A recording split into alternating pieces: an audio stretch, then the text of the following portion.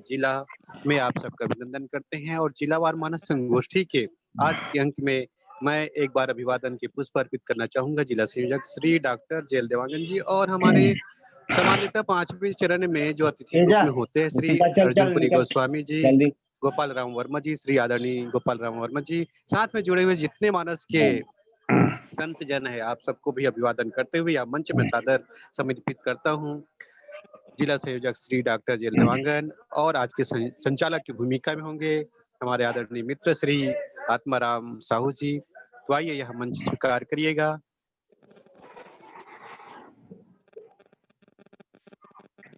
Doctor साहब और श्री आत्मा सर को यह मंच सादर समर्पित है।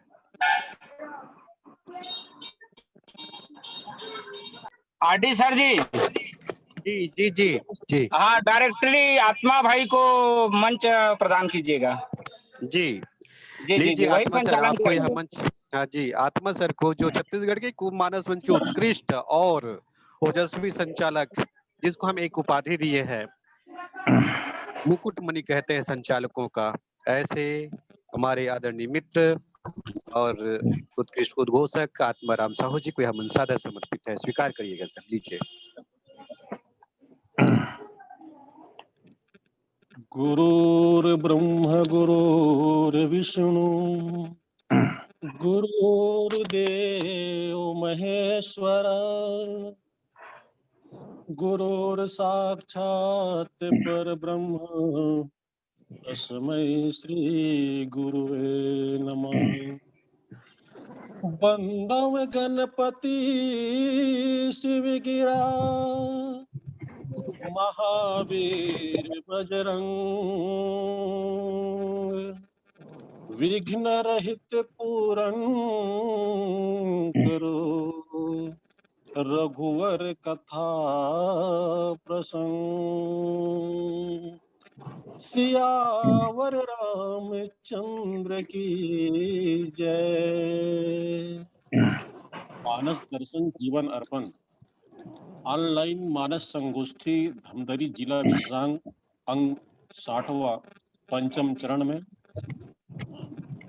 राम कथा की पावन रसधार में निमज्जित होने के लिए उपस्थित परम आदरणीय संत समाज, आज के इस बृहत्तर कार्यक्रम में अतिथि वृंद परम श्रद्धेय श्री गोपाल वर्मा जी, अध्यक्ष तुलसी मानस प्रतिष्ठान छत्तीसगढ़ राज्य, श्रद्धेय श्री अर्जुनपुरी गोस्वामी जी, अध्यक्ष राजमानस संघ धमतरी, दोनों ही संगठन आप दोनों के कुशल नेतृत्व में अग्रसर है और साथ ही साथ ऑनलाइन संगोष्ठी का डंका बजाने वाले महान आत्मा श्रद्धेय श्री दीपक गुहा जी, मानस जिज्ञासु, और दीपक के साथ बाती बनकर ऑनलाइन मानस संगोष्ठी की रोशनी फैलाने वाले प्रदेश संयोजक ज्ञानवान श्री आरडी साहू जी, शिक्षक, और जिला संयोजक और जिनके बनिस्बत आज मुझे आप सबसे जुड़ने का अवसर मिला है, आदरणीय बड़े भैया डॉक्टर जेएल देवांगन जी, सचिव राजमानस संघ धमतरी, जो कि स्वयं ही सुप्रसिद्ध उद्घोषक हैं और व्याख्याकार हैं, साथ ही समस्त वक्तागण, कथा रस के लोलुप समस्त राम कथा प्रेमी भाइयों बहनों, आप सबके सादर चरणों में प्रणाम निवेदित है, स्वीकार कीजिएगा। ये मेरा सौभाग्य है कि आज मुझे धमतरी जिला की ओर से संचालन का सौभाग्य मिला है। आप सबका आशीष मैं चाहता हूं ताकि इस बृहद जिम्मेदारी को मैं अपनी टूटी फूटी भाषा में निभाने में सफल हो सकूं। धमतरी जिला मेरी मातृ जिला और इस जिले पर मुझे नाज है और इस धमतरी जिले के इस पावन कार्यक्रम में आप सभी को मैं प्रणाम करते हुए और जितने लोग जुड़े हुए हैं उन सबके चरणों में निवेदित करते हुए उन सभी से निवेदन करता हूं कि जो अभी तक जुड़ नहीं पाए हैं वो जुड़े और आज के हमारे कार्यक्रम को सफल बनाने मैं माँ धमतरी जिले की पावन माटी को नमन करते हुए भाव पुष्प अर्पित करके मैं कार्यक्रम को आगे गति देने का प्रयास करूंगा। टूटियां संभावित हैं, क्षमा प्रार्थी हूँ। मानस दर्शन जीवन अर्पण फुलवारी है, कर लो भंवरो रस पान तुम्हारी बारी है। मानस दर्शन जीवन अर्पण फुलवारी है, कर लो भंवरों रस पान तुम्हारी बारी है। सप्त ऋषि मुनियों की धरती यहाँ की छटा निराली, सप्त ऋषि मुनियों की धरती यहाँ की छटा निराली, महानदी की जन्मभूमि ये बिखरी है हरियाली, तो चार्जर लगा दे रहे भाई ना। जन्मभूमि ये बिखरी है हरियाली, श्रृंगी ऋषि के राम कथा आभारी है, कर लो भंवरों रस पान तुम्हारी बारी है। और क्या विशेषता है हमारे छत्तीसगढ़ में धमतरी जिले के, इस पर भाव निवेदित है। सागर सा लहराता है गंगरेल बांध का पानी, सागर सा लहराता है गंगरेल बांध का पानी, उधावा माड़म सिल्ली सोंदूर देखे सब सैलानी, उधावा माड़म सिल्ली सोंदूर देखे सब बहुत बढ़िया सर, बहुत सैलानी, बढ़िया, वेरी गुड। माँ अंगार मोती की महिमा भारी है, कर लो भंवरों रस पान तुम्हारी बारी है। धमतरी बिराजे विंध्यवासिनी सब पर कृपा करती, धमतरी बिराजे विंध्यवासिनी सब पर कृपा करती, अन्य ध्यान से पूर्ण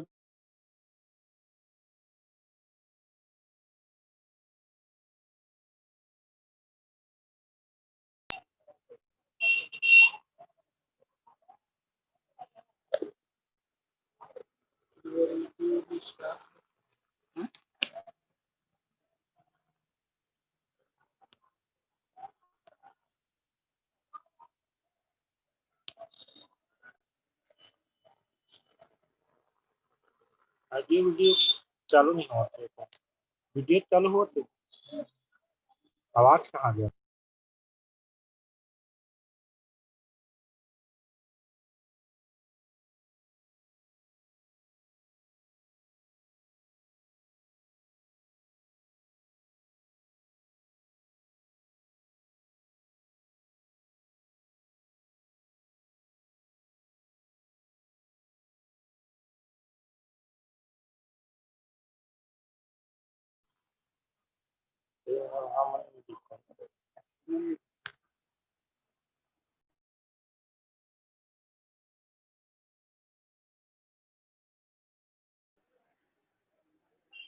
डॉक्टर साहब, आत्मा सर तो बाहर निकल गए हैं कमजोर नेट के कारण।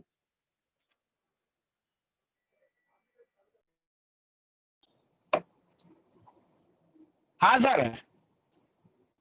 बाहर निकल गए हैं, देख लीजिएगा। जी जी जी जी जी। तो संगीत गणेश वंदना के लिए सीधा आमंत्रित करते हैं सर। जी जी जी, आगे बढ़ा दीजिएगा। जी जी। बोल श्यावर रामचंद्र की जय। आइए कार्यक्रम को आगे बढ़ाते हुए, शायद ऐसा लग रहा है कि नेटवर्किंग प्रॉब्लम है सर जी का। आदरणीय बहुत ही बेहतरीन छत्तीसगढ़ में धमतरी के विशेष विशेषांक में बहुत सुंदर हिंदी भाषा के माध्यम से सचित्रण प्रस्तुत कर रहे थे आदरणीय आत्माराम जी साहू, जो एक शिक्षक है, कवि हृदय है और बहुत ही बेहतरीन मंच संचालक है। ऐसे मित्र को हम पा रहे हैं, पुनः उससे जुड़ेंगे। तो आइए, इसके पहले मैं आमंत्रित करूं खैरागढ़ मानस परिवार तरसीवा के गायक कलाकार खैरागढ़ विश्वविद्यालय से जिनका प्रशिक्षित विद्यार्थी है पुष्कर चंद्राकर जी को सादर आमंत्रित करता हूं कि आए और गणेश वंदना के साथ आज के कार्यक्रम का श्री गणेश करेंगे। सम्माननीय श्री पुष्कर चंद्राकर जी।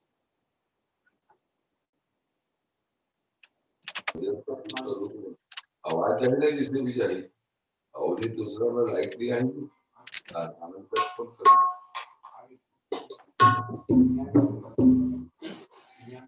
चलो श्याम रामचंद्र की जय। मानव दर्शन जीवन अर्पण हाँ, बस बोलिए। ऑनलाइन ऑनलाइन संगोष्ठी के संगोष्ठी के तकनीकी विशेषज्ञ सम्मानित श्री दीपक गुहा जी, दीपक गुहा जी, संयोजक प्रदेश संयोजक आर.डी. साहू जी, शिक्षक छर्रा। आज के कार्यक्रम के अतिथिगण आदरणीय अर्जुनपुरी गोस्वामी, अध्यक्ष राजमानक संघ धमतरी छत्तीसगढ़, सम्माननीय श्री गोपाल राव वर्मा जी, अध्यक्ष तुलसी मानस प्रतिष्ठान छत्तीसगढ़, एवं आज के कार्यक्रम के संयोजक आदरणीय डॉक्टर जे.एल. देवांगन, सचिव राजमानक संघ धमतरी छत्तीसगढ़। आज के कार्यक्रम के संचालक माननीय श्री आत्माराम साहू जी, शिक्षक मगल लोड, एवं छत्तीसगढ़ के विभिन्न जिलों से जुड़े हुए मानस कथा के रसिक, हमारे इस आज के कार्यक्रम के वक्तागण, आप सभी को मुझ अकिंचन की ओर से एवं मानस परिवार तरसुआ की ओर से सादर नमन प्रणाम है। आइए गणेश वंदना के साथ आज का कार्यक्रम को आरंभ करते हैं। जय श्री राम। लाइट ऑफ होने के कारण कार्यक्रम कुछ असुविधा हो रही है, इसी कारण से ऐसी ही कार्यक्रम करेंगे। धन्यवाद।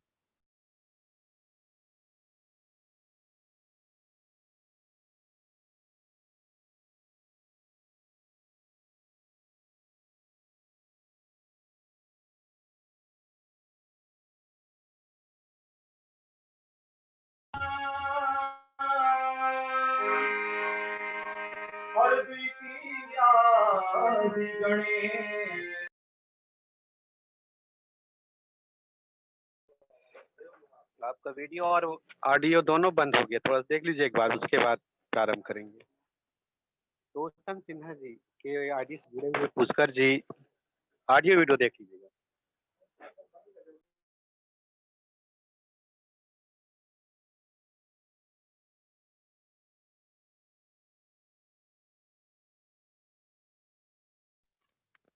क्षमा चाहूंगा आर.डी. सर जी और दीपक सर जी की तकनीकी कारण से मैं हट गया था, और मैं पुनः जुड़ चुका हूं आप सबसे।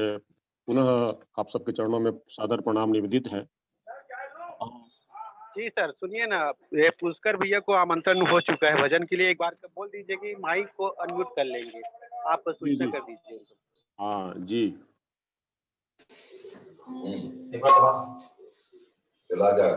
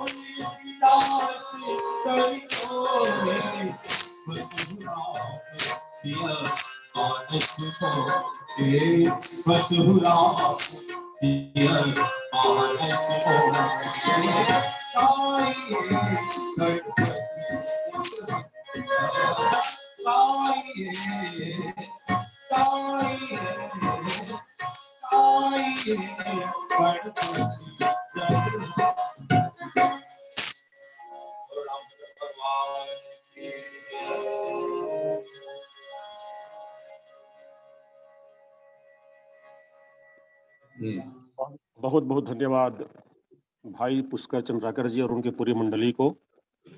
ऑनलाइन में कार्यक्रम प्रस्तुत करना बहुत ही दुष्कर है, लेकिन जब गायक के रूप में अगर पुष्कर है तो अब चिंता की कोई बात नहीं है। हम बहुत अच्छे से इस कथा यात्रा में आगे बढ़ेंगे और इस निवेदन के साथ कि मेरे वास्ते भी आज भक्ति का जाम दिया गया है, मेरे वास्ते भी आज भक्ति का जाम दिया गया है। ऑनलाइन संगोष्ठी जिसको नाम दिया गया है, मैं तो अभी अनाड़ी हूँ, पथ की पहचान नहीं है फिर भी। मैं तो अभी अनाड़ी हूँ, पथ की पहचान नहीं है फिर भी। धर्म रथ का आज मेरे हाथों में लगाम दिया गया है, लगाम दिया गया है। मैं कोशिश करूंगा कि आप सबका आशीष पाकर इस कार्यक्रम को आगे बढ़ाऊं और इसी सिलसिले में आइए गीत संगीत की दुनिया से हम थोड़े आगे चले और उस कथा अमृत की ओर अपने मुख को उन्मुख करें, जिन्हें हम सुनने के लिए ललायत बैठे हुए हैं। और आज धमतरी जिले में एक से बढ़कर एक वक्ता हैं और आप सब जानते हैं इन्हीं वक्ताओं में से कुछ मोतियों को आज चुना गया है और चुनने वाले आदरणीय भैया देवांगन जी, और जिनमें आज मैं प्रथम वक्ता के रूप में जिन्हें बड़े ही अदब के साथ, आदर के साथ, प्रेम के साथ आमंत्रित करने वाला हूँ, जिनके प्रति मेरी भावना ये कहती है कि दिल जीतने का हुनर सिखाया मुझे, सिखाया नहीं है कभी हारना। दिल जीतने का हुनर सिखाया मुझे, सिखाया नहीं है कभी हारना। देवता जैसे रहती है उनके लिए मेरे मन में धारणा। प्रथम वक्ता के रूप में मुखरित कीजिए अपनी वाणी आज, परम श्रद्धेय माखन भैया जी, निवासी ग्राम बारना। निवासी ग्राम बारना लीजिए, यह मन सादर निवेदित है, समर्पित है आदरणीय भैया श्री माखन लाल साहू जी बारना, जो कि उपाध्यक्ष हैं राजमानस संघ धमतरी के, उत्कृष्ट उद्घोषक भी हैं और बहुत ही मीठी आवाज में गाने आने वाले छत्तीसगढ़ के मशहूर गायक में भी आपका नाम आता है। तो लीजिए, आज हम वक्ता के रूप में आपको पा रहे हैं, हम धन्य होंगे आपकी वाणी से। और कथा प्रसंग अयोध्या कांड दोहा क्रमांक 62 पर आप जुड़ेंगे। भूमि शयन बल कल वसन, असनु कंद फल मूल, पे की सदा सब दिन मिलही, सबुज समय अनुकूल हो रामा, सबुज समय अनुकूल। लीजिए, इस प्रसंग पर जुड़ते हैं आदरणीय श्री माखन लाल साहू जी बारना वाले के साथ। बोलिए सियापति रामचंद्र की जय।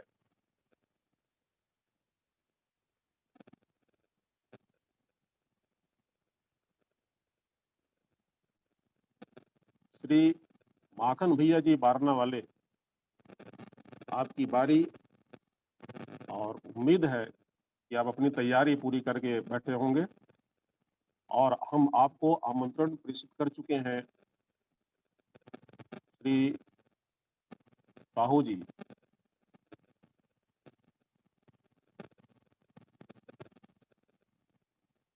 बंद नहीं करें। हेलो जी भैया। हाँ हाँ हाँ हाँ हाँ भाई जी, आवाज सुना थे? बिल्कुल भैया। हाँ हाँ हाँ हाँ ठीक है भैया। हाँ हरि ओम। संखे ध्वाभिमति सुंदर तनु, शार्दुल चरमांबरम, काल व्याल कराल भूषण धरम, गंगा शशांक प्रियम, काशी समकलिकल्म सौघ शमनम, कल्याण कल्पद्रुमम, नौमी हम गिरिजापतिम गुणनिधिम, कंदर्पहम शंकरम। यत्र यत्र रघुनाथ कीर्तनम तत्र तत्र कृतमस्तकाञ्जलिं वाष्पवारी परिपूर्णलोचनं मारुतिं नमत राक्षसान्तकं पवनसुत हनुमान की जय। उमापति महादेव की जय। सियापति रामचंद्र की जय। सभापति तुलसीदास की जय। मानस दर्शन जीवन अर्पण ऑनलाइन संगोष्ठी के सूत्रधार तकनीकी विशेषज्ञ श्रद्धेय दीपक गुहा जी, कार्यक्रम के प्रदेश संयोजक श्री आर.डी. साहू जी, आज के कार्यक्रम के अतिथिगण हमारे गुरुदेव श्री अर्जुनपुरी गोस्वामी जी, अध्यक्ष राजमानस संघ धमतरी, सम्मानित श्री गोपाल राम वर्मा जी, अध्यक्ष तुलसी मानस प्रतिष्ठान छत्तीसगढ़, इस कार्यक्रम के संयोजक डॉक्टर जे.एल. देवांगन जी, सचिव राजमानस संघ धमतरी, एवं आज के इस 60वें अंक के संचालक मृदुभाषी संचालक महोदय श्री आत्माराम साहू जी, जिनके मुख सरोज से मकरंद बनकर के मानस की लकीरें जो है हम सबको मंत्रमुग्ध करती हैं, और साथ ही साथ छत्तीसगढ़ के विभिन्न जिलों से जुड़े सम्मानी पदाधिकारीगण, राजमानस संघ के जितने भी वक्तागण हैं एवं राम कथा के रसिकगण, आप सभी को मुझ अकिंचन का सादर प्रणाम स्वीकार हो। आइए संतों, मैं अपने समय का निर्वाह करूं। त्रुटि होना स्वाभाविक है, उसके लिए मैं पहले ही आप सबसे क्षमा प्रार्थी हूं। संतों, अयोध्या कांड दोहा क्रमांक 62 प्रसादी के रूप में मुझे प्राप्त हुआ है। आइए प्रसंग में जाने के पहले एक विचार भगवान श्री रामचंद्र जी की पितृभक्ति के दृष्टिकोण से मैं आपके समक्ष रखना चाहूंगा कि इस देश में बेटों ने सत्ता पाने के लिए अपने बाप को कारागार में डाल दिया। द्वापर में कंस ने उग्रसेन को कारागार में डालकर के राज किया। यहाँ तक कि वाल्मीकि रामायण में महाराज दशरथ स्वयं भगवान श्री रामचंद्र जी से कहते हैं कि बेटा तू मुझे जेल में डाल दे और लेकिन वन में मत जा, 14 वर्ष का वन त्याग करके तू यहाँ पर राज कर। लेकिन भगवान राम ने कहा कि 14 साल तो क्या पिताजी, मैं पूरा आजीवन 14 साल के बाद भी क्या आजीवन मैं वन में रह रहूंगा, लेकिन आपकी आज्ञा का उल्लंघन नहीं करूंगा। संतों, माता पिता की भक्ति से बढ़कर कोई भक्ति नहीं है। द्वापर युग में भीष्म की कथा पढ़ लीजिएगा, अपने पिता के सुख के लिए आजीवन ब्रह्मचर्य रहने का उसने प्रण किया। जीवन भर माता पिता पुत्र के लिए त्याग करते हैं, क्या पुत्र का कोई फर्ज नहीं बनता? बस यही राम की सोच है। महान वही होता है जो विपत्ति के समय अपने चित्त को स्थिर रखे। यह भगवान राम के धैर्य की परीक्षा है। आइए अब इस प्रसंग में चले।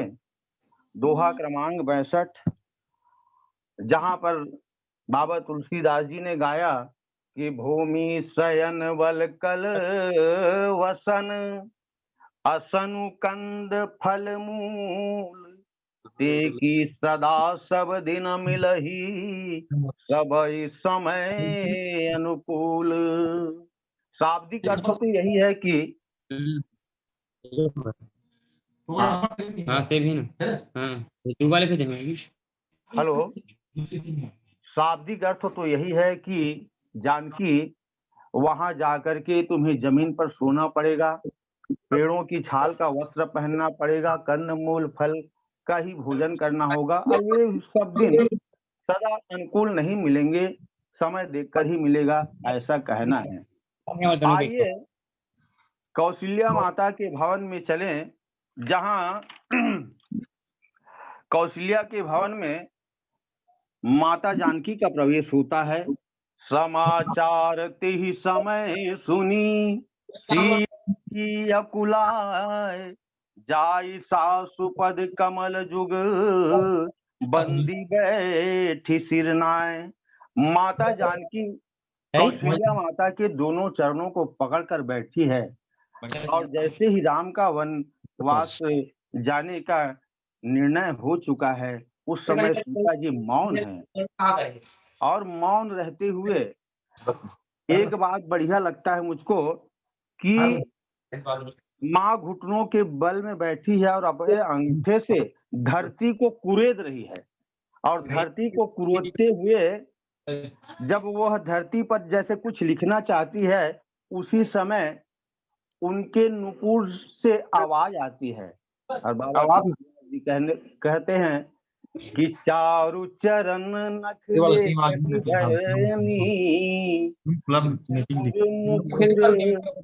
मधुर कवि वर्णी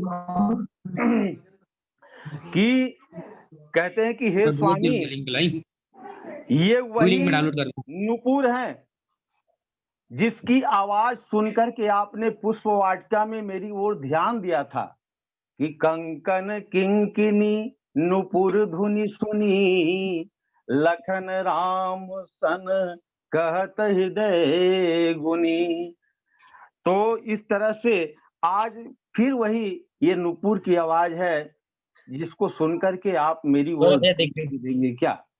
इस तरह से मैं इस प्रसंग पर एक बात और कहना चाहूंगा कि एक दिन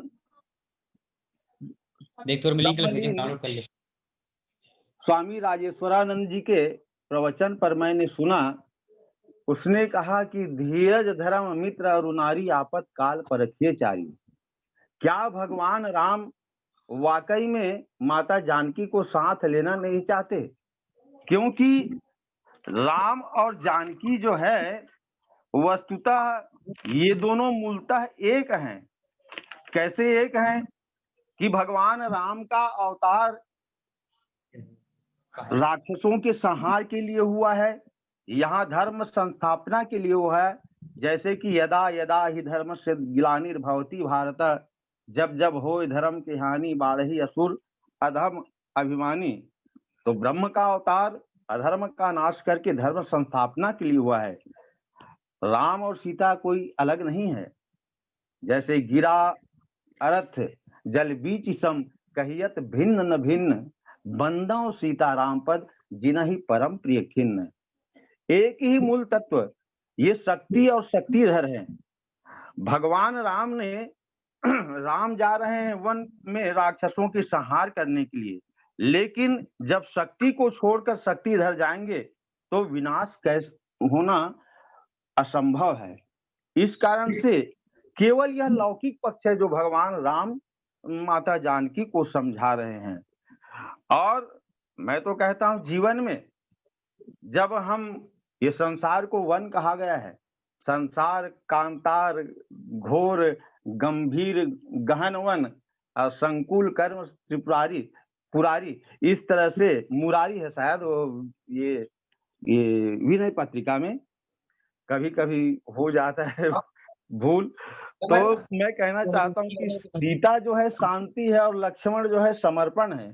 शांति और समर्पण के बिना मोह का विनाश होना असंभव है। इस कारण से भगवान श्री रामचंद्र जी यहाँ पर माता जानकी की परीक्षा ले रहे हैं, क्योंकि धीरज मित्र और नारी आपतकाल परखिए चारी। विपत्ति के समय पत्नी की परीक्षा की जा रही है भगवान श्री रामचंद्र के द्वारा और वन का उन्हें भय दिखा जा रहा है। लेकिन पतिव्रता धर्म को जब हम देखते हैं तो लगता है कि माता जानकी भी कहती है कि जी बिनु देह नदी बिनु आरी, और तैसे ही नाथ पति बिनु नारी पुरुष बिनु नारी। इस तरह से माता जानकी अपने पतिव्रता धर्म का पालन कर रही है। पतिव्रता धर्म किसे कहा जाए? पति की अनुगामिनी होना, पति के सुख दुख का सहभागिनी बनना, यहाँ यही पतिव्रत धर्म नारी के लिए है। ये समान दृष्टि में दिखता है। पर इसी प्रसंग को हम जोड़ते हुए एक प्रसंग और आधार मानकर कहें तो एक तरफ सीता माता है और दूसरी तरफ उर्मिला है? और माता सीता भगवान राम की जीवन संगिनी बन करके वन में जाकर के पतिव्रता धर्म पालन करना चाह रही है, लेकिन उर्मिला के साथ क्या हो रहा है? जब लक्ष्मण महाराज माता सुमित्रा से आशीर्वाद लेकर के लौटते हैं तो उर्मिला जो है आरती की थाल सजाए खड़ी हुई है, हैं? उर्मिला को समाचार मिलता है कि मेरे स्वामी भगवान राम के साथ वन जाना चाह रहे हैं। तो लक्ष्मण ने दूर से ही कह दिया कि यह आरती उतारने का समय नहीं है। उर्मिला को उन्होंने देखा तक नहीं। संतों, इसका अर्थ क्या है कि राम और माया को साथ लेकर के चलोगे तो फल मिलने वाला नहीं है। जीवन में एक से नाता तो तोड़ना ही पड़ेगा। उर्मिला ने कहा, कोई बात नहीं, मेरा पति मुझे बिना मिले चला गया, लेकिन इस आरती की थाल को अब जमीन पर उतारूंगी ही नहीं। मेरे पति के आते तक 14 वर्षों तक यहीं पर खड़ी रहूंगी। मेघनाथ का वध करके आएंगे तो इसी थाल से मैं अपने स्वामी का आरती उतारूंगी। उर्मिला 14 वर्षों तक पति की प्रतीक्षा में खड़ी रही। 21वीं सदी में विचित्र सा लगता है, पर चित्रकूट में आज भी कोई 20 साल से, कोई 40 साल से तपस्वी खड़े हुए हैं, जिसे खड़ीश्वरी बाबा भी कहते हैं। और आज त्रेता युग में उस समय तो साधना और त्याग तपस्या चरम सीमा पर थी। तो मेरे कहने का मतलब है, एक ने पति के साथ चल करके पतिव्रता धर्म का पालन किया और एक ने घर में रह करके पति के बैराग में सहयोग दिया। दोनों पतिव्रता में श्रेष्ठ हैं। इस तरह से अब आइएगा, यह भाव प्रधान प्रसंग है। भगवान कहते हैं कि भूमि समन शयन वलकल वसन, जानकी तुम्हें भूमि में सोना पड़ेगा, क्योंकि मुझे याद है कि तुम्हारे सोने का जो तुम जहाँ सोती हो तो वहां क्या, जिस गद्दे में सोती हो, तो बाबा तुलसीदास जी ने उसके बारे में लिखा कि सुभग सुर भी पै फेन समाना और कोमल कलित सुपेती नाना। गौ माता के दूध के फेन के समान जो मुलायम गद्दे हैं उसमें तुम सोती हो। इससे कोमल और वस्तु संसार में कोई हो नहीं सकता। ऐसे गद्दे में तुम सोने वाली आज भूमि में सोना चाहती हो मेरे साथ चल करके, यह तो असंभव सा लगता है।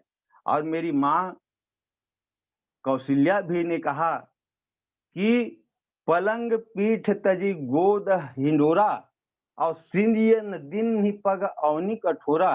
हे राम, मेरी बहू तुम्हारे साथ वन को जाना चाहती है, लेकिन कभी इन्होंने पलंग का त्याग भी किया तो या तो सिंहासन में बैठी या तो माता पिता के गोद में बैठी। उसके पास बैठी तो कहाँ बैठी, झूलने में बैठी। इस तरह से माता कौशल्या ने भी इस बात को कहा। और उसके बाद और एक तो बढ़िया बात कहती है माता कौशल्या कि जीवन मुरी जिमि जोगवत रहूं और दीप बाती कब टारन न कहूं। कि हे राम, मैंने अपनी बिटिया सीता को संजीवनी बूटी के समान रखा है। कभी भूल से अगर जीवनी में या उस समय जब जो भी कहना हो कह लीजिए, उसमें अगर तेल कम हो जाए तो मैं उसको बाती को ऊपर उठा दे बेटी, ऐसा नहीं कहा। इतनी सुकुमारी मेरी बहू है। और मुझे याद आता है कि मानस पुरुष में मैंने पढ़ा कि एक समय राम और जानकी के विवाह के पश्चात जब संबरासुर नामक दैत्य जो है पत्थर की वर्षा अयोध्या में करते हैं, तो गुरु वशिष्ठ कहते हैं इसके लिए यज्ञ करना पड़ेगा और यज्ञ करने के जो पूर्णाहुति होगी उसमें दीप को तुम्हारी बड़ी बहू के द्वारा बुझाया जाएगा। तो कौशल्या माता ने इनकार कर दिया। इस तरह से इतनी सुकुमारी सीता को भगवान श्री रामचंद्र जी वन के दुख के बारे में बता रहे हैं, वन की तकलीफों के बारे में बताते हैं और कहते हैं कि बढ़िया बात। अच्छा, एक चीज और देखिए कि भगवान राम को विश्व वंदनीय बनाने के लिए माता कैकेयी ने भी जब महाराज दशरथ जब उनके कमरे में आते हैं तो वहां भी माता कैकेयी धरती में सोई हुई है। वहां बढ़िया एक चौपाई है, भूमि शयन पट मोट पुराना, दिए डारी तन भूषण नाना। मंथरा ने कहा था उसे कि महारानी, अगर तुमको राम को वनवास भेजना है तो मैं जैसा कहूंगी वैसा ही करना, क्योंकि ये जो तुमने रत्न जटित साड़ी पहनी उसको हटा दे और मैं जो साड़ी पहनी हूं उसको तू पहन ले, और उसके पश्चात जो शरीर के जितने भी वस्त्र आभूषण हैं उसको उतार दो, तब कहीं जा करके वैसा ही करती है कैकेयी माता। इस तरह से भगवान राम को विश्ववंदनीय बनाने के लिए माता कैकेयी भी कुछ क्षणों के लिए भूमि पर शयन करती है। और भूमि शयन करना एक बढ़िया बात है कि ब्रह्मचर्य का पालन करना है, और वल्कल वेश धारण करना ये तपस्वियों का भेष है।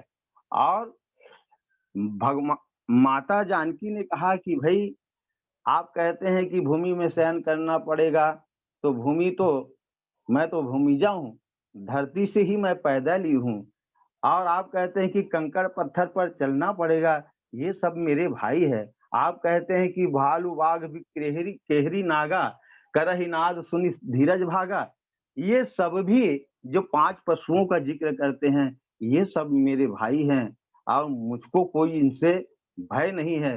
क्योंकि क्यों भय नहीं है कि मैं जो हूं वो क्या है कि भाई मैं किसकी पत्नी हूं, कि मैं उस पति की पत्नी हूं जिसमें को प्रभु संग मोहि चितवै निहारा, सिंह बधुई जिमि सशक सियारा है।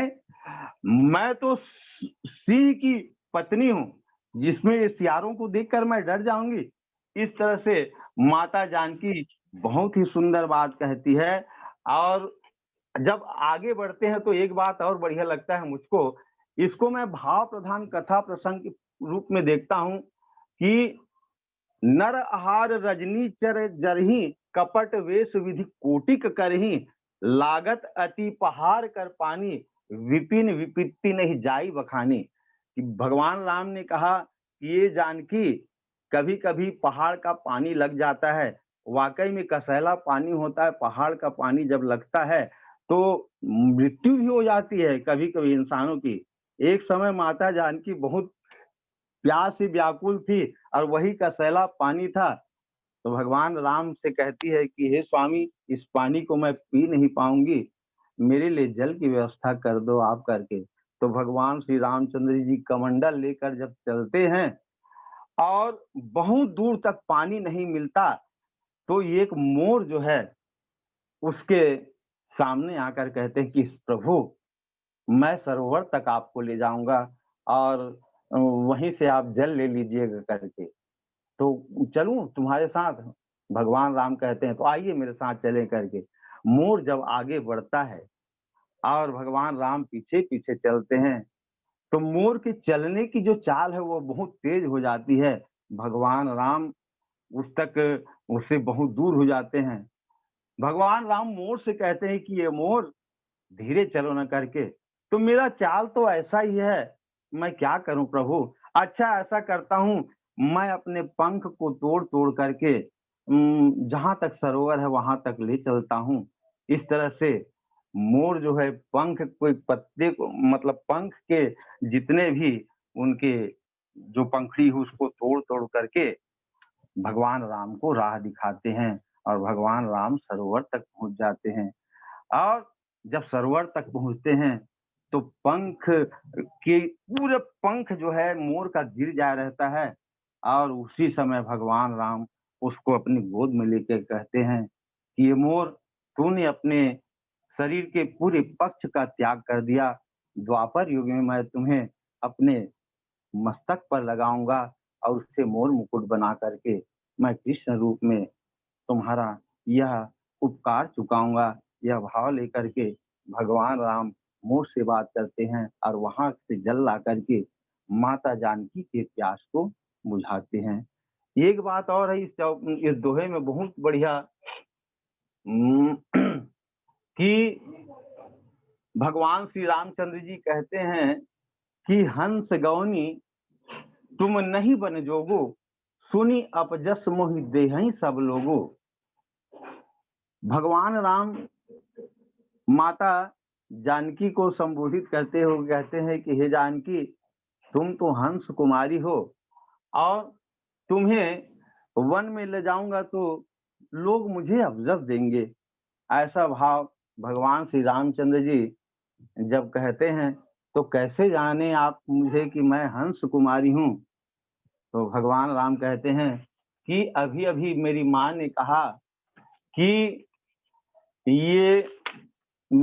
कहा कि डाबर जोग की हंस कुमारी, और इस तरह से मेरी माँ ने तुम्हें हंस कुमारी से संबोधित किया और वही भाव लेकर के मैं कहता हूँ कि मेरी माँ ने अभी अभी तुम्हें हंस कुमारी ऐसा संबोधित किया, तो मैं चाहता हूँ कि मेरी माँ के कहने के अनुसार तुम हंस कुमारी वन को मत जाओ। तो माता जानकी ने कहा कि जब आप उस मतलब नगर भ्रमण कर रहे थे तो मुझे भी याद आता है कि मैं तो हंस कुमारी हूँ, ठीक है, लेकिन आपको भी वहां जब जनकपुर के मार्ग में चलते थे तो सखियों ने यही बात तो कहा कि ये दो दशरथ के डोटा, अब बाल मरालनी के कल जोटा। ये हे सखी, ये जो दोनों जा रहे हैं ये राजकुमार दशरथ के सुपुत्र हैं और ऐसा लग रहा है कि ये जो दोनों हैं वो हंस के बच्चे हैं। इस तरह से उन्होंने कहा था। और याद कीजिएगा जब आप धनुष तोड़ने के लिए जब उठू राम भंजहु भव चापु मेटहु तात जनक परितापो, उस समय भी जब मेरी माँ ने देखा, क्या देखा कि जब आप उठे तो मेरी माँ ने सोचा कि रावण बाण छुआ नहीं चापा, हारे सकल भूप करी दापा, कि मेरा पति जो है कैसे इनको धनुष तोड़ने के लिए भेज रहे हैं, जिस धनुष को रावण और बाणासुर जैसे उठा नहीं सके, 10,000 राजा हार गए, उसको सो धनुराज कुंवर कर देही, बाल मराल की मंदर लेही। उस धनुष को उठाने के लिए यह हंस का बच्चा जा रहा है। इस तरह से माता जानकी ने कहा कि भाई आप हंस कुमार हो और मैं हंस कुमारी हूँ और दोनों साथ जाएंगे तो उसमें जाना मतलब हंस के साथ हंसनी जाएगी, इसमें क्या आपत्ति है। इस तरह से नारी की विपत्ति के समय जो परीक्षा भगवान श्री रामचंद्र जी लेना चाहते हैं, और जैसे कि सप्त ऋषियों ने पार्वती की परीक्षा ली और यहाँ पर भगवान श्री रामचंद्र जी नारी की परीक्षा लेते हैं। भगवान राम में धैर्य कितना है। जब भगवान श्री रामचंद्र जी को माता कैकेयी सुवंत के माध्यम से बुलाती है और वहां पर एक मन मुस्काई भानु कुल भानु और सहज चले राम निधानु, ऐसा कुछ चौपाई है। और वहां पर जाके माता कैकेयी कहती है कि भगवान जब राम कहते हैं कि मेरे पिता के शोक का कारण क्या है माता मुझे बताओ, तो उन्होंने कहा कि सब पूरा हाल चाल बताया माता कैकेयी ने। और उस समय उन्होंने जो बात कही उसकी धीरता की एक पराकाष्ठा है, ऐसा मेरा मानना है कि उसने कहा कि सुन जननी सोई सुत बड़ भागी, जे पितु मातु चरण अनुरागी, तनय मातु पितु पोषनिहारा, दुर्लभ जननी सकल संसारा। हे जननी, हे माता, संसार में वही पुत्र बड़ा भागी है जो माता पिता के वचन का अनुरागी होता है, अनुसरण करता है। इस तरह से भगवान राम ने कहा। और बड़ा अच्छा बात है कि भगवान राम ने उसे जननी कहा। जननी तो जन्म देने वाली होती है, और हम सब जानते हैं कि माँ कौशल्या की कोख से भगवान राम का जन्म हुआ है। लेकिन भगवान श्री रामचंद्र जी माता कैकेयी को जननी कहते हैं। बड़ा सुंदर भाव है कि जैसे कि बच्चा जब बोल नहीं पाता और कुछ गुनगुनाने लगता है, कुछ रोने लगता है, कुछ और आवाज निकालता है, उस समय और जितने भी वहां पर परिवार के लोग रहते हैं वो कोई समझ नहीं पाते उनकी भाषा को। लेकिन जननी जो होती है, माँ मतलब पुत्र को भूख लगा है कि पुत्र कुछ चाहता है, वो केवल जननी जानती है। इसी भाव को लेकर भगवान राम ने कहा कि माँ तू मेरी जननी है, क्योंकि मेरे भाव को आज तक किसी ने नहीं समझा कि मैं इस धरती में क्यों आया हूँ, लेकिन तू जननी हो करके मेरे मन की बात को समझ गई। और ये तो ऐसा हुआ, आज तुमने मुझे क्रोध भी किया तो कैसे किया कि जैसे कि कोई व्यक्ति पानी पी रहा है और पानी के गिलास को छीन करके कोई एक पानी मत पी और ये ले दूध पी ले, इसी तरह से ये भाव लेकर के तुमने मुझसे मेरे गिलास से पानी की गिलास छीन करके दूध की गिलास थमा दिया। माता हे जननी तू धन्य है और तू चाहती है मेरे जाने का कारण वन में कितना मुझे फायदा होगा। मुनि गण मिलहि विशेष वन सबहि भांति हित मोर, तीनमह पितु के आयसु बहुरी सम्मत जननी तोर। 4 फायदा होगा मुझको वन जाने से। एक तो मुनिगण मिलेंगे, यह मोक्ष है। मुनिगण मिलहि विशेष वन सबहि भांति हित मोर। और तीनमह पितु के आयसु मतलब पिता की आज्ञा पालन होगा, यह धर्म होगा, धर्म का फल मिलेगा। और साथ ही साथ तुम्हारी सहमति है उसमें मुझे काम मिलेगा। और भरत राजगद्दी में बैठेंगे, उससे अर्थ की प्राप्ति होगी। इससे बड़ी बात क्या होगी। भगवान राम कहते हैं कि भरत प्राण प्रिय पावही राजू, विधि सब विधि मोहि सन्मुख आजू, जो न जाऊं बन ऐसे काजा, और प्रथम गनई मोहि मूढ़ समाजा। भगवान श्री रामचंद्र जी कहते हैं कि भरत मेरा प्राण प्रिय इस अयोध्या के राज सिंहासन में बैठेगा, इससे बड़ा मेरे लिए सौभाग्य क्या होगा। भरत तो मेरा प्राण प्रिय है। और संतों, स्वामी राजेश्वरानंद दिवंगत जी अपनी रिकॉर्डिंग में बढ़िया बात कहते हैं कि राज्य भरत को मिलेगा। आज के जमाने में होता तो वो जो दूसरे को राज्य मिल रहा है वो कैसे प्राण पिया, उसके प्राण को मतलब प्राण को निकाल कर ही दम लूंगा, ऐसे लोग सोचते। लेकिन भगवान राम की सोच है कि भरत प्राण पिय पावहि राजू।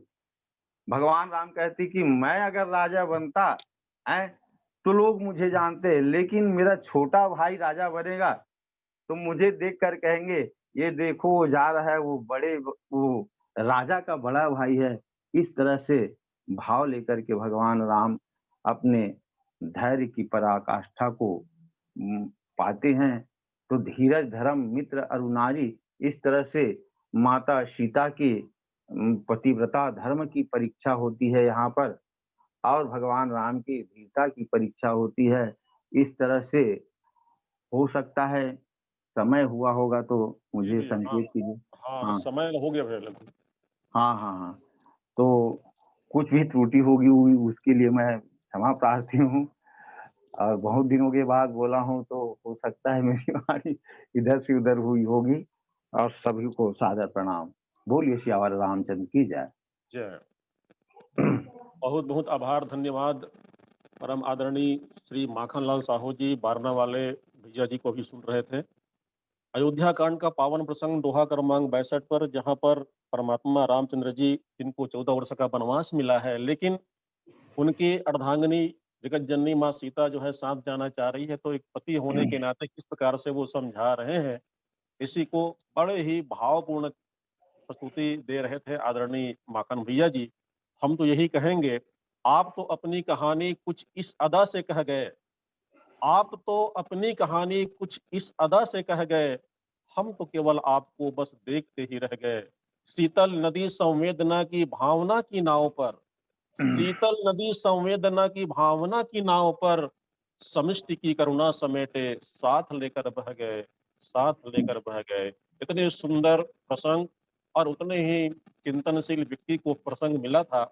आदरणीय माखन भैया जी के बारे में मुझे ज्ञात है कि वो प्रतिदिन मानस का पाठ करते हैं।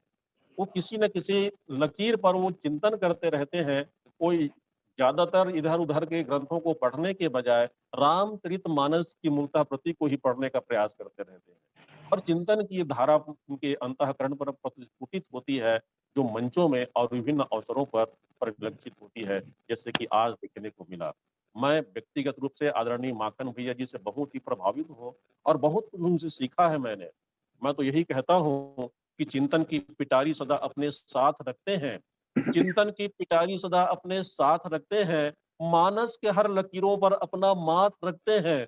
मुझे तो खुदा के स्पर्श का एहसास होता है, जब मेरे सिर पर आशीष भरा अपना हाथ रखते हैं, अपना हाथ रखते हैं, अपना हाथ रखते हैं।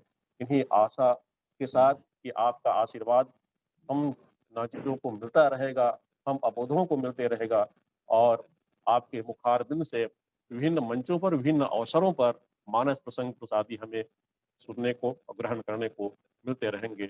और इसी शब्दों के साथ लीजिए हम आपका पुनः पुनः आभार मानते हुए जुड़ते हैं गीत संगीत की उस पावन माधुर्य में। जी हाँ, आदरणीय देवांगन जी ने मुझे बताया है कि आज संगीत के बागडोर जिस शख्सियत के हाथ में है, वो यद्यपि छोटे से गांव का रहने वाला है, लेकिन उनकी पहुंच जो है बहुत दूर तक, अर्थात संगीत की नगरी खैरागढ़, जो एशिया महाद्वीप का सबसे बड़ा विद्यालय होने का गौरव प्राप्त करता है। और जब कोई विद्यार्थी, जो कोई साधक जो है संगीत की साधना करके खैरागढ़ से वापस आए, तो मुझे तो यह आभास होता है कि मानो कोई साधक जो है हिमालय से तपस्या करके आया हुआ है। तो आज मैं यही कहूंगा, आदरणीय पुष्कर चंद्राकर जी, जो कि इस दुष्कर समय में हम पुष्कर को आज पा रहे हैं, तब यही कहूंगा कि कदम बढ़ाने से पहले रास्ता सही चुना जाए, कदम बढ़ाने से पहले रास्ता सही चुना जाए, अध बीच थक कर क्यों सिर धुना जाए। सुना है खैरागढ़ से पारंगत होकर के आए हैं, तो चलो एक बार फिर से संगीत की लहरी सुना जाए, संगीत की लहरी सुना जाए।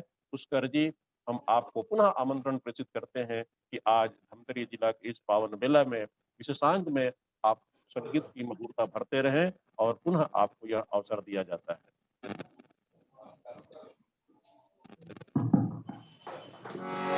बोलो रामचंद्र भगवान की जय। खुसरो बाजी प्रेम की मैं खेलूं के संग, जीत गई तो पिया मुझे, हारी तो पी के संग। मोते नैना नैना नैना, मोते नैना नैना नैना, मोते नैना नैना नैना, मोते नैना नैना नैना, मोते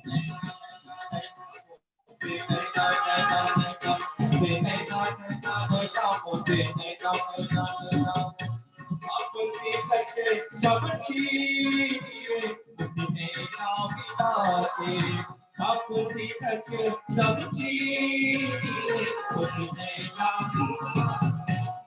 एक वकील के वकील फिराद, एक वकील के वकील फिराद, मतवारी करती तुमने ना मिलाते। सब चीज़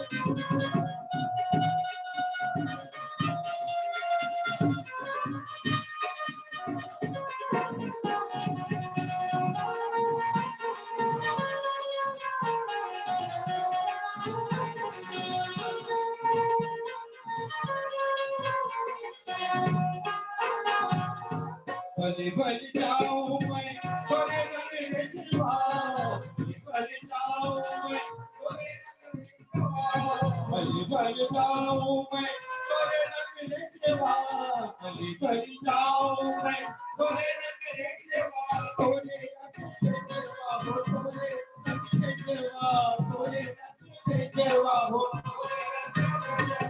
थोड़े रंग में जीवा हो थोड़े रंग में जीवा अपने ही रंगली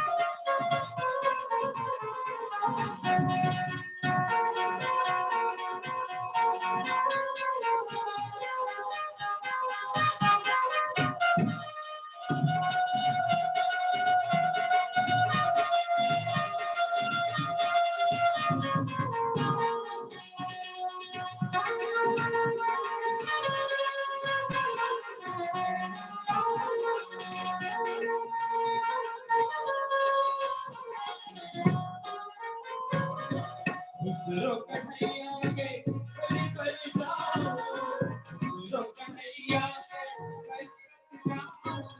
दूसरों कन्हैया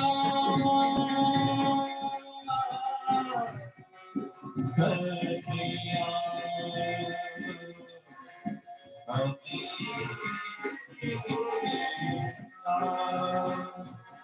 दूसरों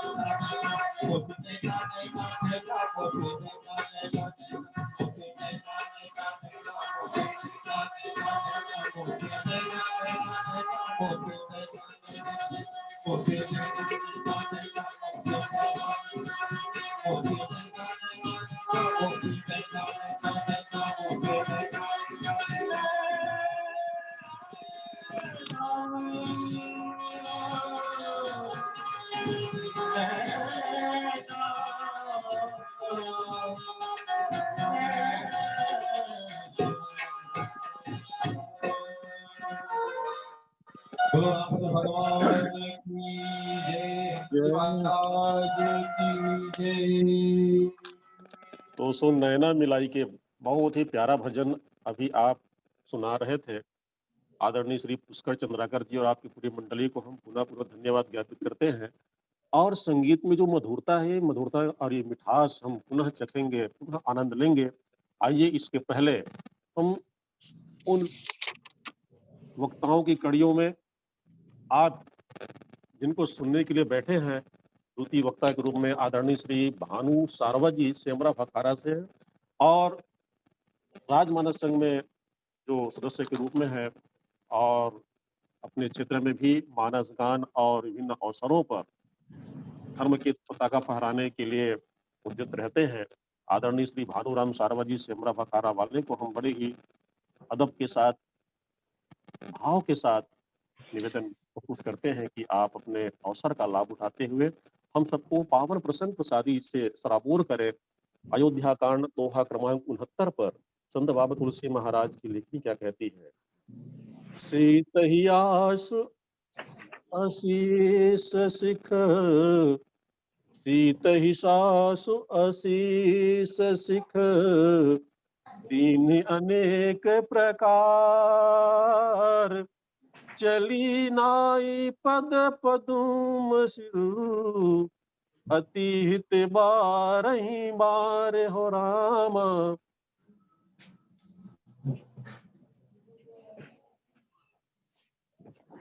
हेलो हेलो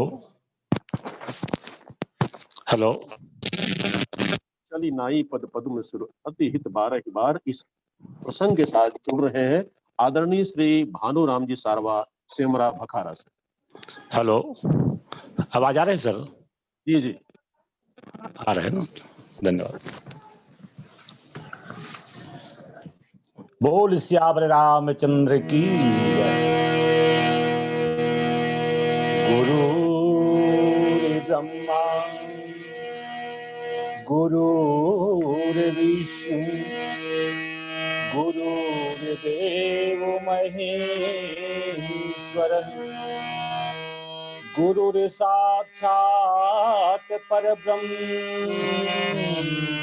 तस्मै श्री गुरुवे नमः।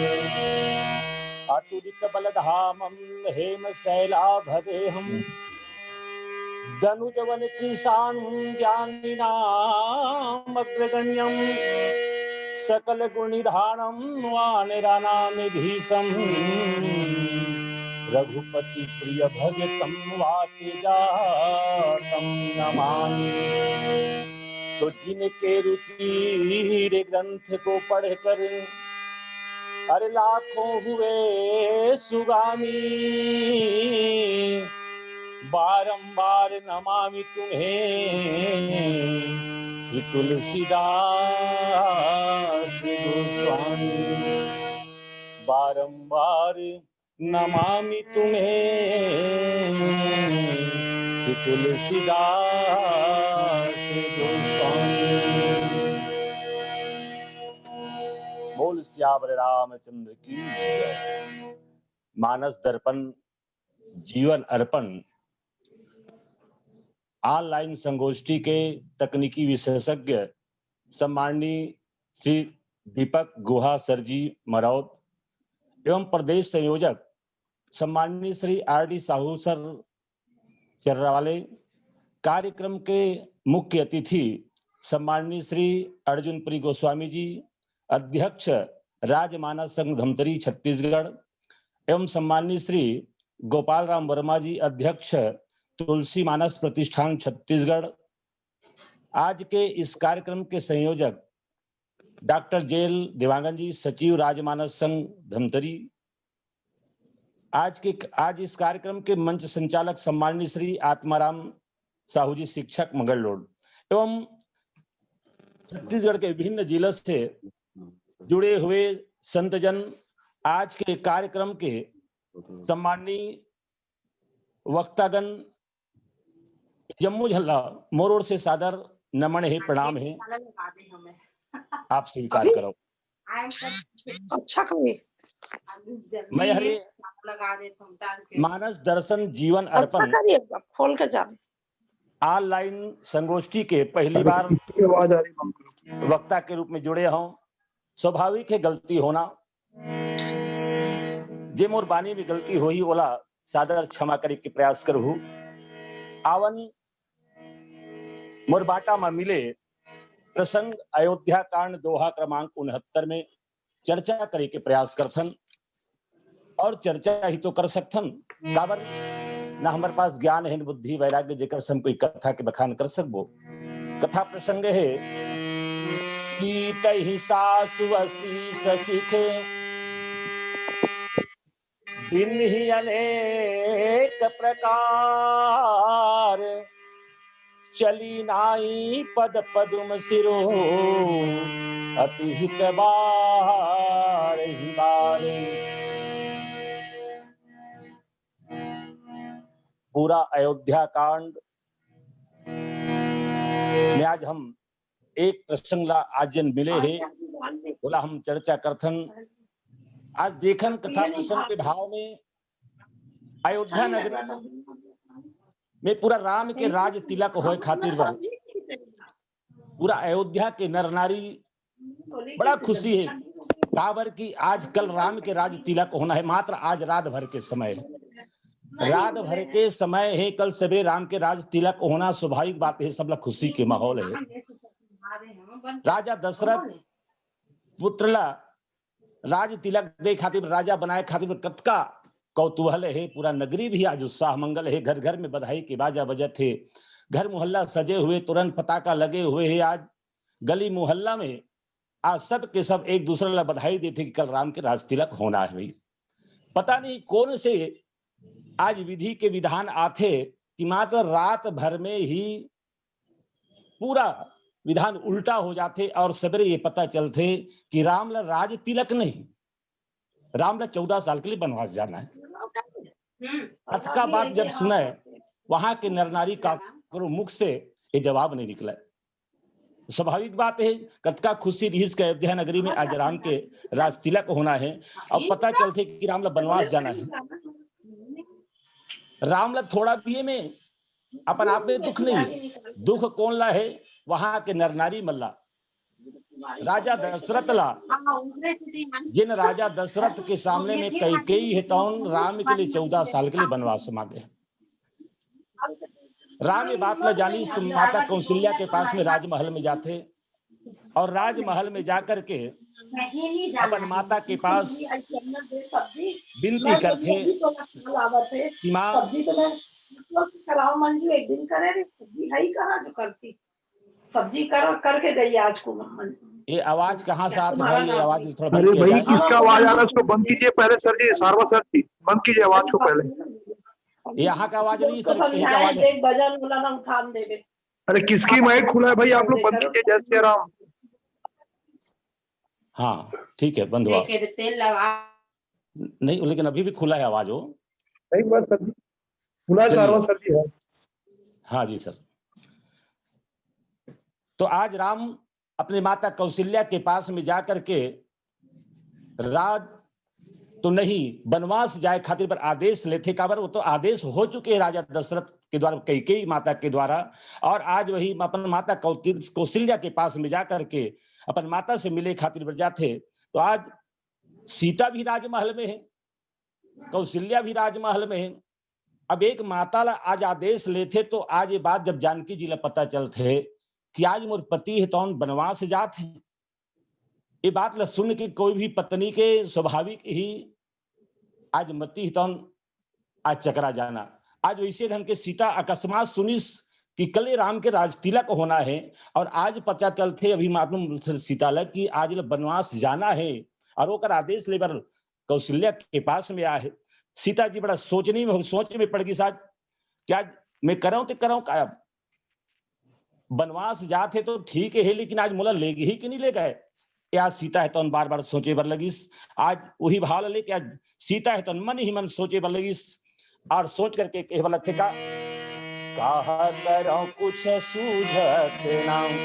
सीता मन ही मन अपन आप सोचे बर लगी इसमें कहा किसी बोला साथ में ले जाए बर तो कहा करो कुछ सूझत ना बन जान चाहे मम जीवन नाथा हे विधि हो तो चुमम सुकृत तो संजल चली है ये रघुनाथा।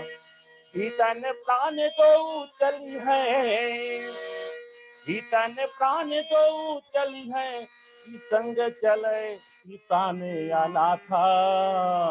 अब हे कर तार करो बिनती अब मोहि संग ले चली है रघुनाथ। हे कर तार करो बिनती अब मोहि संग ले चली है रघुनाथ।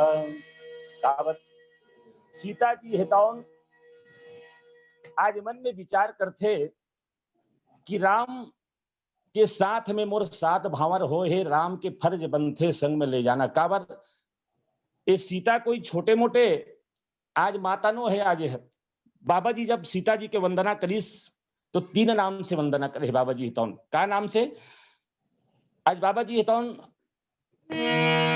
वंदन करते? जनक सुता जग जननी जानकी अवतिशय प्रिय करुणा निधान की। जनक सुता जग जननी जानकी। आज ये सीता है कौन? अपन आप में एक तो जनक सुता है और दूसरा है जग जननी। जग के जननी है। आज जनक सुता तो है एकर सेती कि आज जनकपुर में आज जन्म लेके इस, हालांकि जनक के पुत्री तो नहीं, लेकिन जनकपुर में जन्म लेते एकर स्थिति जनक सुता के नाम है। जग जननी धरती माता से जन्म ले सीता तो एकर स्थिति जग जननी भी कहे जाते। और अतिशय प्रिय करुणा निधान की, करुणा निधान मर्यादा पुरुषोत्तम राम के प्रियतमा है जानकी जी। ये 3 नाम से वंदना करते। तो आज जानकी जी है तो बड़ा ही वंदनी माता में कहे जाते आज वाला। और चलथन आज वही मिले प्रसंग हमारे बीच में। 2 माता के बीच के आज संवाद है। आज 2 महान नारी मन के बीच के कथा है।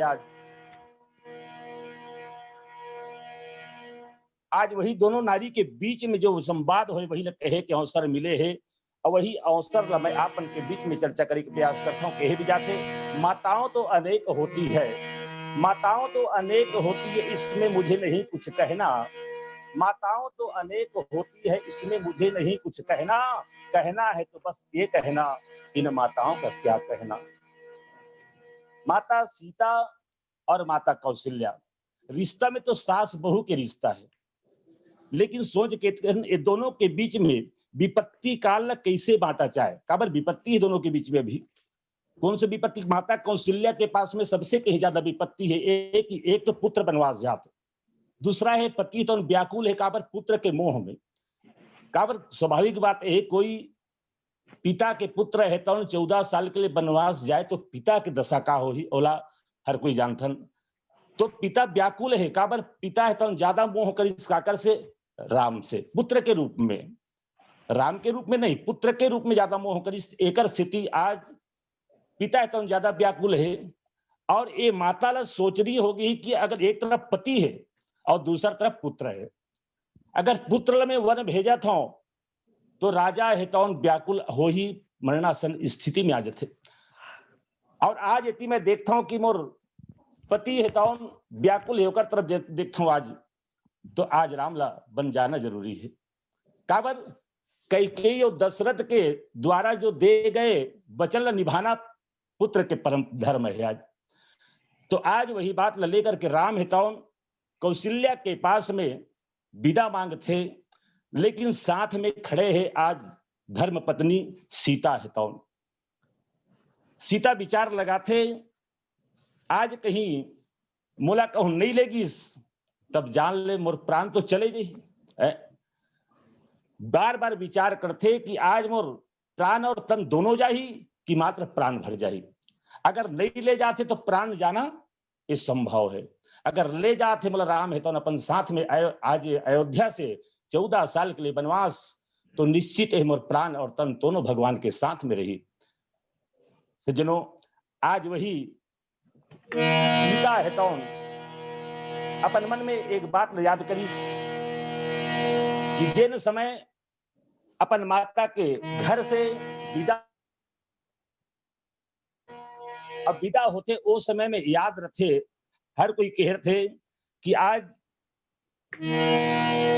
बेटी जब ससुराल जाते तो माता के द्वारा एक सीख दे जाते कि बेटी वो घर में जाबे ना, तो वहां आज के बाद में हमार घर से माता और पिता के रिश्ता है तो मात्र एक आधार है, लेकिन असली माता और पिता तो वही है जहां पे ससुराल जाते से। ये सीता जी भी सीख दे रहे थे माता सुनैना है तो आज वही सीख ला याद करते सीता माता है तो, और याद करके विनती करते राम से, अगर राम कहीं वनवास जाते तो आज मोर का दशा हुई। आज जिन राजमहल में अगर मुला सुख के लिए रहना पड़े, माता कौशल्या है तो कई आज सीता ला वनवास जाए खातिर पर भेजे के पक्ष में नहीं है। काबर जानते कि ये सीता है तो बड़ा सुकुमारी है, बड़ा सुकुमारी सीता है तो काबर बताते कि आज सीता है तो आज पलंग में बैठे रहे तो वहां से अपन पैर धरती में नहीं बढ़ा रही, जनकपुर में रहते हुए भी। अयोध्या में ऐस फिर भी कहते एक समय अयोध्या में जब अपन पैर रखीस धरती में, अकस्मात पैर रख डरीस तो बताते कि भैया धरती फट गई सो जगह। सीता के पैर के साथ साथ धरती भी फट गए। आज वही सीता है तो आज बन जाए खातिर राम के साथ में तैयार होते तो इस समझ में नहीं आते आज की सीता वन में टिक सके ही एक कौशल्या के ध्येय है। यार कौशल्या विचार लगा थे, लेकिन सोच करते कि ये बहू हरे, सास और बहू के बीच में क्या चर्चा है, आज यही प्रसंग है आज हमारे बीच में। सीत ही सास असीस सिख दिन्नी अनेक प्रकार। अब जानता नहीं कौशल्या भी कौन हरे? कौशल्या आज हमारे छत्तीसगढ़ के बेटी है। धन्य हमारे भाग की छत्तीसगढ़ में माता कौशल्या के जन्म हो है। अब ये भी सौभाग्य हमारे मन के कौशल्या के बेटा राम के ननिहाल कहना चाहिए। राम के चरण यहाँ छत्तीसगढ़ में कई जगह पड़े हैं। आज ओकरे स्थिति एला धर्म के नगरी माने जाते छत्तीसगढ़ ला। आज वही छत्तीसगढ़ में कौशल्या के जन्म हुई। आज कौशल की बेटी है तो आज संस्कार कौशल्या में कूट कूट के भरे हुए हैं। कौशल्या में ये संस्कार कौन से संस्कार? इतनी माँ भी है और सास भी है। काबर जाना थे कि आज ओला माँ के दर्जा एकर से है कि सीता है तन ओला माँ के दर्जा दे गए है। आज माँ के समान आज दर्जा मिले होला कि सीता है तन ओला सास नहीं, ओला हमेशा माँ के समान मिले है दर्जा है तो वही नाम से आज सीता भी जानते कि आज ए माँ है तो मोला टाल नहीं सके भेजे बस। लेकिन सीता है तो एक ही बात कही, अगर मोर पति है तो अगर चाहते ले जाए पर संग मोल जाए पड़ी। और यह बार लग इसका न सही चाहती हूँ न गलत चाहती हूँ, न सही चाहती हूँ न गलत चाहती हूँ।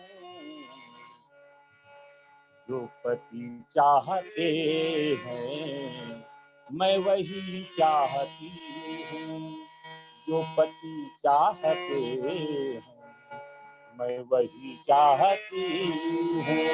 सीता सोचते आज दुनिया में गलत मत हो, अयोध्या नगरी में गलत मत हो, आज वनवास काल में गलत न हो, बस मोर पति जो चाहते मैं वही चाहत हूं। काबर आज पत्नी चाहते कि पति के बिना आज पत्नी के जीवन अधूरा है। सीता है तो राम से यही आग्रह करते, कौशल्या से भी यही आग्रह करते कि आज कहे भी के ना, अरे जीव बिन देह और नदी बिन वारी, जैसे नाथ पुरुष बिन नारी। अगर ये शरीर है और ये शरीर से प्राण निकल जाए तो शरीर के कोई मोल नहीं है। नदी कहूं अच्छा से दिखा थे, बहुत भयंकर नदी है, नदी में पानी नहीं तो नदी बेकार है, नदी के स्वभाव नहीं है। आज उसने ढंग के जिन नारी है और जिन नारी के पति नहीं है, पति साथ में नहीं है, समझ लो वो पत्नी ला बड़ा आज अपने आप में धिक्कार होते, जिंदगी जिए में कठिनता जाते। यही आज सीता की ही अपन आप में सोचते कि जियो बिना देह नदी बिन वारी, जैसे नाथ पुरुष बिन नारी। बार बार समझाते कि सीता आज मैं जंगल में जाता हूं, कौशल्या भी यही बात समझाए कि प्रयास करीस की कौशल्या हटाओ सीता बेटी, वह नाना प्रकार के वह सुख नहीं है, दुखे दुखे है, और तय हमेशा राजमहल में रहने वाली, अब आज जंगल में जाकर के तय नाना प्रकार के दुख भोगल पड़े ही। आज राम वहां जात कोई बात नहीं है, अपन पिता के वचन ला पालन करे खातिर भर, और पिता के वचन ला पालन करके जाते तो वहां कामेश्वर ही जानता घास फूस के बिछौना बिछाई और बिछौना बिछा करके सोई, और तय आज तक के राजमहल से बाहर नहीं निकले है, अतः जंगल में जाऊं कथस। आज सीता की हिस्मा जहां पति जाते, जिन समय में हम सात भावर घूमथन शादी के मंडप में पंडित के द्वारा हम लोग 7 वचन कहे जाते, का वचन? सबसे पहली बात की इसका, अगर पति के ऊपर में कोई दुख आ जाए, पति के ऊपर में कोई विपत्ति आ जाए तो आधा दुख के हकदार पत्नी बनते। अब आज मोर पति तो 14 साल तक के जंगल में जाकर के दुख भोगे, अब मैं राजमहल में रही करके आज पलंग सुविति में सोआ, मैं कौन सी पत्नी के धर्म है मां? ये पत्नी के धर्म नो है आज। अब आप मोला बोलता कि आपका वनवास नहीं देगे, यहां तक कि कई भी बोली इसकी सीता आपला वनवास नहीं देगे है, वनवास तो राम ला देगे है, आप मत जाओ। लेकिन सीता है तो यही बात बार बार समझाए के प्रयास कर इसकी मां, आज मोर पति जाते जंगल में, जब पति ला कोई दुख होगे तो अगर दुख ला आज कुछ बांटे खातिर बार मैं संग में जाऊं तो अगर दुख हल्का हो जाही। ए सीता तो भाव रख के माता कौशल्या के पास में जा करके सीता ही सासु असीस सिख दिन ही अनेक प्रकार है, सीता के चरण कमल पकड़े हुए, सीता है तो चरण कमल पकड़े हुए अपन माता कौशल्या के सास कौशल्या के, और आज कथे आशीर्वाद दो मां, बोला आशीर्वाद दो, मैं अपन पति के साथ में जाके जंगल में जाकर के ओकर सेवा बजा हूं। लेकिन सोच के देखो सज्जनों, एक कौशल्या आज सोच में पड़े हुए, कौशल्या के बारे में बताए बर जाते, एक कौशल्या है कौन हरेला? कौशल्या ज्ञान के प्रतीक माने के है, यह भी जाके बाबा जी कौशल्या के बारे में लिखिस का, कौशल्या के वंदना करिस, बंदहु कौशल्या दिशि प्राची और कीरति जासु सकल जग माची। बोल रहे बंदहु कौशल्या दिशि प्राची कीरति जासु सकल जग माची। तुलसीदास जी महाराज कौशल्या के बारे में बताइए कि पूर्व दिशा कही के बोला अपूर्व गौरव प्रदान करे है। आज कौशल्या ला पूर्व दिशा के उपमा दे गए है। आज संसार ला प्रकाश के किरण पूर्व दिशा से आते, इस संसार में पूर्व दिशा से ही प्रकाश के किरण आते, और जैसे जगत ला प्रकाशित करते वैसने कौशल्या भी कीर्ति और समस्त विश्व के अलौकिक ये दुनिया ला करते। और जब सूर्य है तो पूर्व दिशा से उठे तो अंधा आदमी भी जान डरते कि आज सूर्य उदय होगे, उसने कस अजय कौशल्या भी एक पूर्व दिशा के भांति आज कौशल्या है तो जान लेते कि एकर में कौन सी कीर्ति है, कौन से एकर में अलौकिक शक्ति है। और एक बात और है, यशस्वी राम के जननी होए के गौरव प्राप्त है आज, है ना।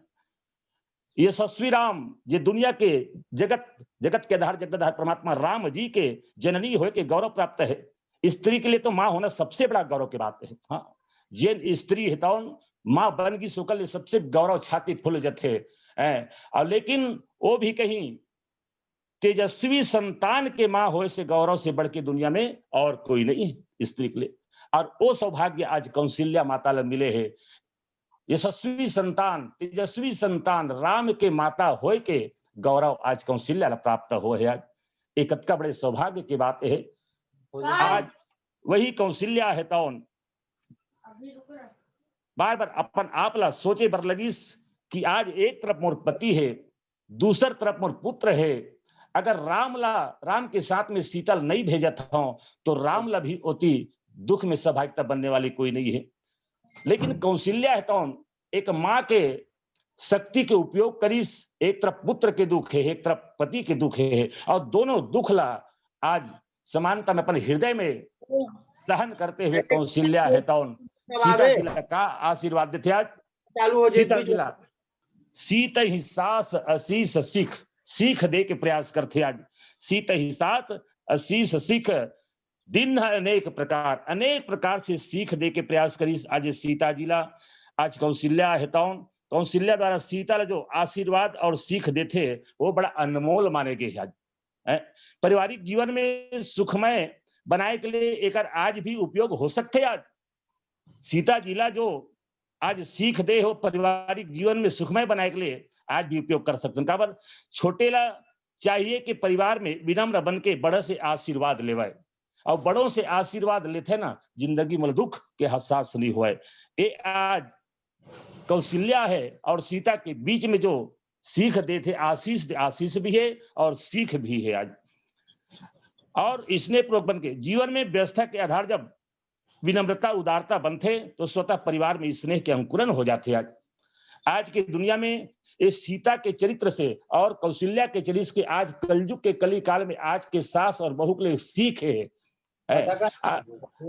सीख है कि दोनों के आज के कलयुग में एक सास लकीसन होना चाहिए और एक बहू लकीसन होना चाहिए। ये तो त्रेता युग के बात है। और त्रेता युग में सास और बहू के बीच में जो संबंध रही इस सीता और कौशल्या के चरित्र से हमला सीख मिलते। आज के नारी मतलब एक सीख है। सीता अपन सास के चरण पकड़े हुए हैं और उस समय बात याद करते का जैन समय में आज कर विदा हुई जनकपुर में जब विदा होते तो एक शब्द के हेरी साज तुलसीदास जी महाराज भी इला रामायण के माध्यम से लिखे का कि सास ससुरी गुरु सेवा करहु और पति रुख लखिया यशुवन सरहु। सास ससुर गुरु सेवा करे हो। सीता है तब सोच में पड़े हुए आज जेन समय मोला विदा करिस ओ समय मोला मोर माता है तो आदेश करे का आदेश करे सास ससुर गुरु सेवा करे हो। आज सास भी है ससुर भी है गुरु भी है। अगर एक तरफ मैं सास ससुर गुरु की सेवा करता हूँ तो दूसरी तरफ पति है और पति तो परमेश्वर माने जाते। तो पति के बारे में किसका पति रुख लख आयसु अनुसरे हूं और पति के रुख के अनुसार भी आज पति के बात मानना भी जरूरी है। कहा पर पति के रुख का है अभी पति तुम जंगल जाते और पति जंगल जाते वो समय में अगर मात्र मैं सास ससुर की सेवा करे बर कहीं रुक जाता हूं तो पति के ऊपर भी एक पत्नी के धर्म बनते। आज ये बात ला सीता तो अपन आप में सोचे बर लगी और ये तरीका से सीता और कौशल्या के चरित्र के बारे में बताते। तो आज वेद मन भी दोनों नारी का वेद भी आज बखान करते दोनों के चरित्र के बारे में। और आज सीता ही सासु असीस सिख दिन अनेक प्रकार और कौशल्या तो कौन से आशीर्वाद देते आज इस अचल हो अहिवात तुम्हारा और जब लगी गंगा यमुना गए धारा। बेटी सीता अब तो तोला जाना जरूरी क्यों हो गए है आज तेरे पति के साथ में। तो मैं तोला एक आशीर्वाद देता हूं एक सीख देता हूं अचल हो अहिवात तुम्हारा। देखो माता कौशल्या के देह में क्या है एक तरफ बेटा है एक तरफ बहू है और बहू और बेटा ला एक शब्द से आशीर्वाद दे के प्रयास कर इसका अचल हो अहिवात तुम्हारा।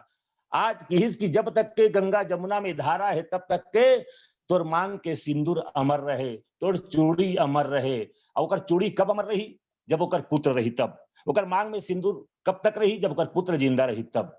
तो आज दोनों बात कौशल्या है तो सीता ला आशीर्वाद दे के ए बताए के प्रयास करी कि सीता जब तक के गंगा जमुना के धारा बहत रही तब तक के तोर मांग में सिंदूर अमर रही। आज जा मोर आशीर्वाद है ए कौशल्या है तो अपन बहु सीता ला आशीर्वाद देते और दे करके चली नाई पद पदुम सिरु अति हित बारही बार और प्रेम से बार बार चरण कमल में सिर नवा करके सीता है तो चले खातिर बर तत्पर हो जाते और सीता आगे बढ़ते और इति कौशल्या है तो मन ही मन सोचते और वो सारी जो दुख है पहाड़ जैसे पति के और पुत्र के इला अपन हृदय में सहन करते कठोर करते। और वही कौशल्या जेने कौशल्या राजा दशरथ है तो कभी ओकर महल में आए के प्रयास नहीं हमेशा कई के साथ में रहने वाली आज राजा दशरथ हितौन आज कौशल्या के महल की ओर बड़े बरलक थे और शायद मोर समय हो भी चुके हैं आधा घंटा के और यहीं पर अपन कथा विराम देता हूं। अगर मोर बानी में कुछ गलती हुई सो ही पहला सादर क्षमा करी के प्रयास करूं। काबर ये मानस संगोष्ठी में आज मैं हर पहली बार जुड़े के प्रयास करे हूं मानस दर्शन जीवन अर्पण ऑनलाइन संगोष्ठी में, तो गलती होना स्वाभाविक है। तो मैं सभी गुरुजनों मन से सादर प्रणाम करता हूं। मोर गलती ला आज क्षमा करे के प्रयास करूं और जो गलती से हुई सो ओला मोला बताए के प्रयास करूं यहाँ आपसे कुछ गलती हो है एकल में क्षमा प्रार्थना। आज बोल सियावर रामचंद्र की जय। जय। बहुत बहुत आभार, धन्यवाद परम आदरणीय श्री भानुराम सारवा जी सेमरा भखारा वाले। आपने कहा कि पहली बार मानस दर्शन जीवन अर्पण के कार्यक्रम में ऑनलाइन जुड़ा हूं और गलतियां हुई होंगी, लेकिन हम आपके कार्यक्रम को पूरे ही तल्लीनता के साथ पूरा ध्यान मग्न होकर के सुन रहे थे, कहीं पर भी आपने कोई गलती नहीं छोड़ी है। बहुत ही लाजवाब प्रस्तुति रही है और अपने मिले कथा प्रसंग अयोध्या कांड दोहा क्रमांक 69 को आपने जो वाणी दी है निश्चित ही हम सबके अंतःकरण को छुआ है। बहुत ही भावपूर्ण प्रसंग जहां पर सास और बहू के बीच का जो संवाद है, और आज हम टीवी में देखते हैं कि किस प्रकार से सास और बहू को एक दूसरे के दुश्मन के रूप में पेश किया जाता है, लेकिन रामचरितमानस का ये पावन प्रसंग हमें बताता है कि वास्तव में सास और बहू का जो रिश्ता है वो कितना पवित्र रिश्ता है। टीवी में सीरियल दिखाए जाते हैं पवित्र रिश्ता, ये रिश्ता क्या कहलाता है, लेकिन उसमें कितने पारिवारिक मतभेदों को किस प्रकार से बढ़ा चढ़ा करके पेश किया जाता है, रिश्ते को किस प्रकार से तार तार किया जाता है और दूषित किया जाता है, ये हम टीवी सीरियलों में देखते हैं। लेकिन रामचरितमानस जो है वो पावन ग्रंथ है, हमारी थाती, हमारी धरोहर है और जिसके आधार पर हिंदू संस्कृति जीवित है। ये पावन प्रसंग प्रसादी जो हमें आज शिक्षा दे रही है। हम तो ये कहते हैं कि कौन कहता है मानस प्रसंग सिर्फ मन को बहलाता है, कौन कहता है मानस प्रसंग सिर्फ मन को बहलाता है, हंसाता है कभी तो कभी दिल को दहलाता है। टीवी सीरियल वाले ने सास बहू को दुश्मन बना दिया, टीवी सीरियल वालों ने सास बहू को दुश्मन बना दिया। रामायण ही बताती है कि रिश्ता क्या कहलाता है, रामायण ही बतलाती है कि रिश्ता क्या कहलाता है। और माँ कौशल्या अम्बा और जगत जननी माँ सीता के बीच जो संवाद है, निश्चित ही हर सास चाहती है कि घर में ऐसी बहू हो, कैसी बहू हो कि युद्ध भूमि योद्धाओं की जैसे लहू चाहती है, युद्ध की भूमि योद्धाओं की जैसे लहू चाहती है। हर सास घर में सीता जैसी बहू चाहती है, बहू चाहती है। क्यों? क्योंकि माँ चाहती है कि मेरे बेटे को कभी जीवन में दुख के सामना करना पड़े, ऐसे कोई कठिन समय आ जाए तो मेरी बहू जो है उनके साथ साथ कदम से कदम मिला करके, कंधे से कंधे मिला कर उनके सहारा दे, साथ दे। और माँ जगत जननी सीता क्या चाहती भी तो यही है ना, कि क्या चाहती है कि पतझड़ में मधुमास अच्छा लगता है, पतझड़ में मधुमास अच्छा लगता है, रहना उनके पास अच्छा लगता है, जब साथ हो राम जैसा जीवन साथी तो जन्म जन्म का वनवास अच्छा लगता है, जन्म जन्म का वनवास अच्छा लगता है। यही सारी बातें आपके व्याख्यान से निकल करके आ रही थी। आदरणीय सारवा जी को मैं बहुत बहुत धन्यवाद ज्ञापित करता हूँ। पहली बार मुझे भी आपको सुनने का अवसर मिला है। आपने संगीत की स्वर लहरी के साथ में अपने मिले प्रसंग को जनमानस तक पहुंचाया है, इसके लिए बहुत बहुत धन्यवाद। भविष्य में भी आपको सुनने का सौभाग्य मिलेगा, इस आशा और विश्वास के साथ पुनः पुनः आपका आभार मानते हुए अब लीजिए हम आपसे विदा तो नहीं कहेंगे, न जुदाई कहेंगे, लेकिन आप अभी इस कथा प्रसंग के साथ अपने इस पटल पर जुड़े रहेंगे और यही कहते हुए कि बात कहनी है तो बातों में वजन होना चाहिए, बात कहनी है तो बातों में वजन होना चाहिए, सजनी है सुंदर तो सुंदर सा सजन होना चाहिए। अगले वक्ता को सुनने से पहले वक्त की नजाकत है, अगले वक्ता को सुनने से पहले ये वक्त की नजाकत है कि भाई पुष्कर चंद्राकर का फिर से एक भजन होना चाहिए, एक भजन होना चाहिए, एक भजन होना चाहिए। तो एक भजन, प्यारा सा भजन आदरणीय भाई पुष्कर चंद्राकर जी और उनकी मंडली के साथ सुनते हैं। बोलिए सियापति रामचंद्र की जय।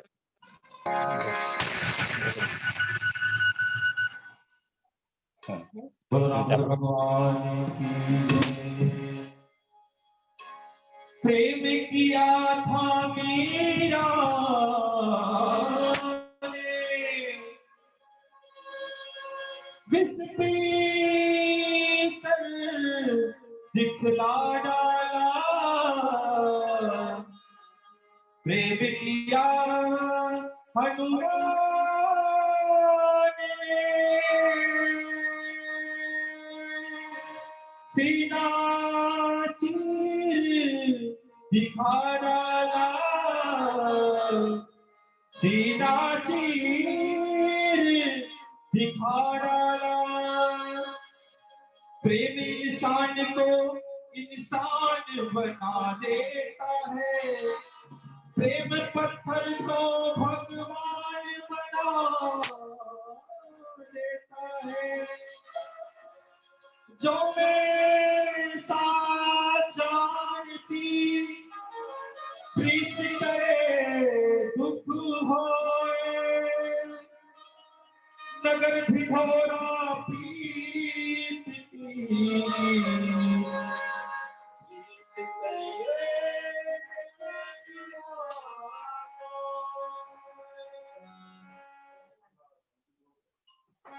Light off.